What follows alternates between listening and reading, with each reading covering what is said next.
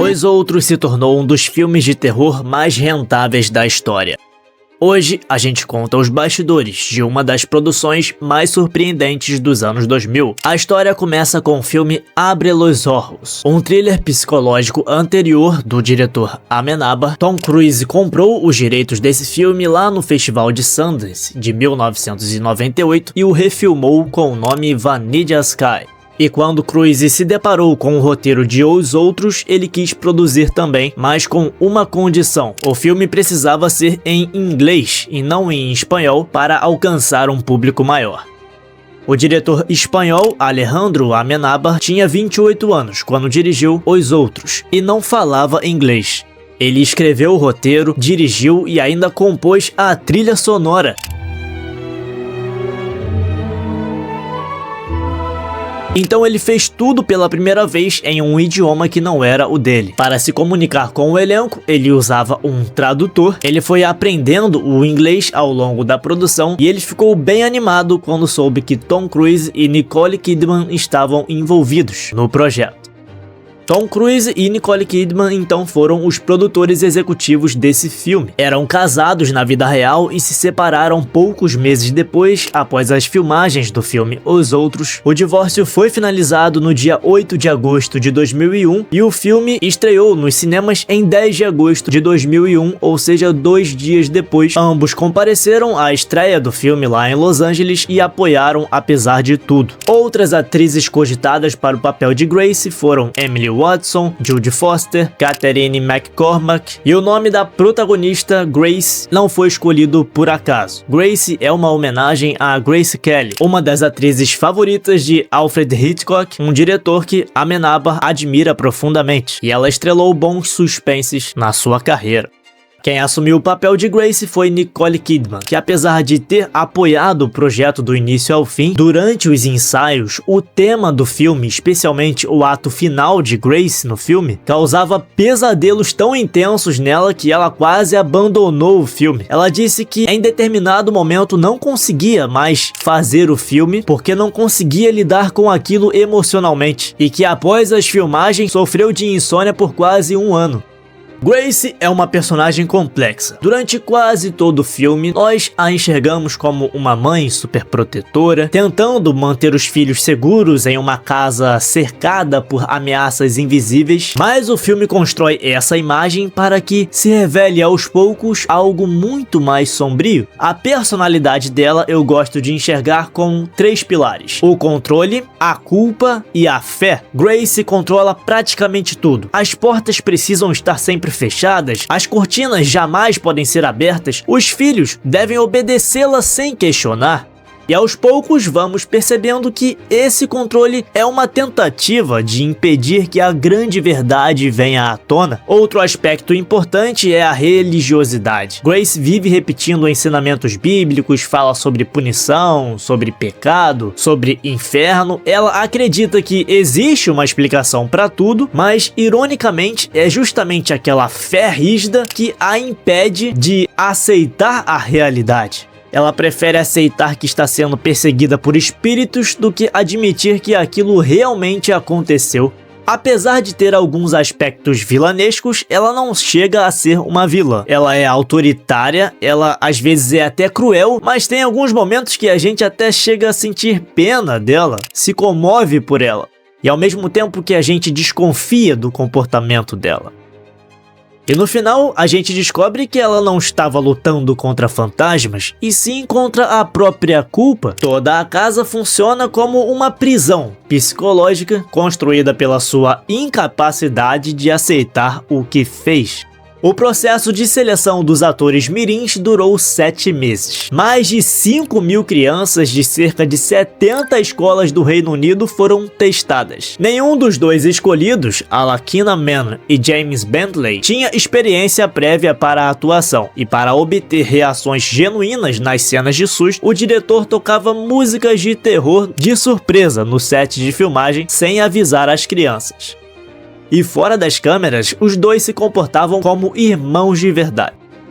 No filme, Annie e Nicholas representam dois estágios diferentes de aceitação. Nicholas é mais inocente, acredita completamente na mãe e segue suas ordens sem questionar, e sua visão de mundo depende daquilo que Grace diz. E já a Annie é o oposto. Ela desafia a mãe constantemente porque percebe que tem algo errado. É Annie quem diz que vê outras pessoas na casa. Para Grace tudo isso é mentira, mas a gente vai percebendo que desde o início quem estava enxergando uma certa realidade era a menina. Existe um detalhe também bem interessante, porque esses dois parecem carregar lembranças fragmentadas do dia em que morreram.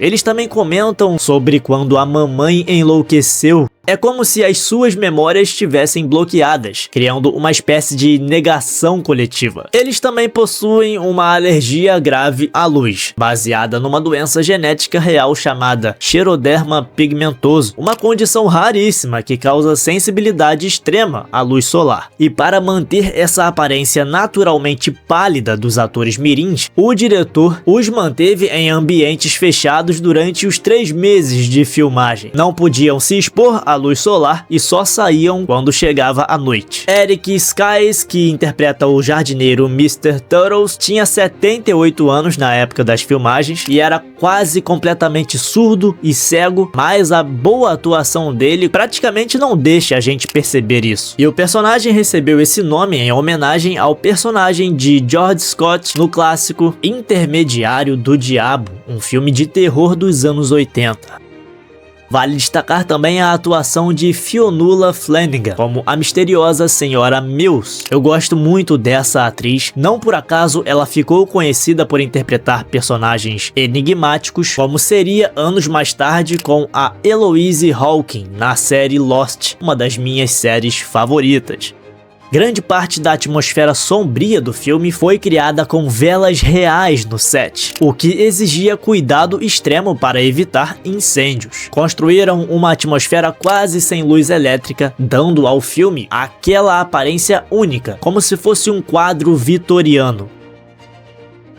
Apesar da história se passar na ilha de Jersey, o filme praticamente todo foi filmado na Espanha. A mansão exterior é o Palácio Los Hornillos, em Cantábria, projetado em 1904 por um arquiteto londrino como propriedade rural de um duque espanhol, sendo um dos poucos exemplos de arquitetura vitoriana em solo espanhol. Os interiores foram construídos em Madrid e apenas aquela cena da névoa com o marido foi filmada na Inglaterra.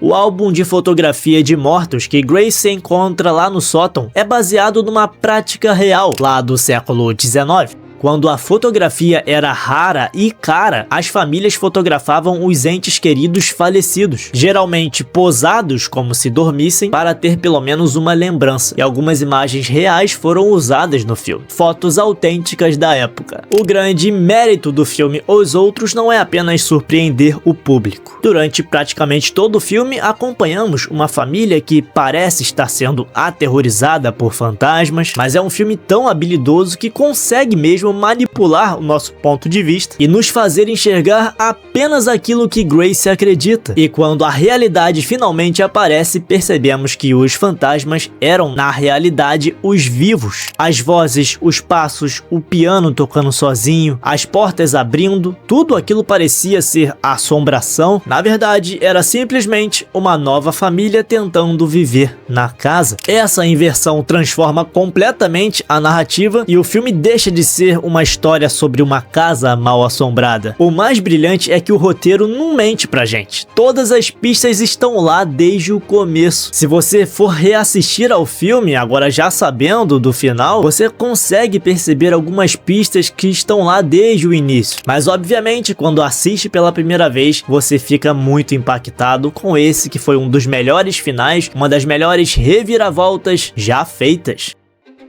Os Outros ganhou o prêmio Goya de melhor filme, que é o prêmio equivalente ao Oscar, só que lá da Espanha, sem ter usado nenhuma palavra em espanhol. Foi a primeira vez que um filme conseguiu isso lá no país, e com um orçamento de 17 milhões de dólares, o filme arrecadou quase mais de 210 milhões de dólares. Um thriller gótico, sem sangue, sem gore, sem quase nenhum jumpscare convencional, aquelas cenas de susto barato, uma pura atmosfera bem feita, pura tensão e um plot twist inesquecível. Quero saber como foi a sua experiência assistindo Os Outros. Esse final te marcou? Conta aí, está na sua lista de melhores finais dos filmes? Deixa aí tudo o que você acha sobre esse filme nos comentários. Deixe também o seu like se curtiu esse vídeo, se inscreva no canal se for novo por aqui, ative o sininho das notificações para não perder nenhum conteúdo e até o próximo vídeo!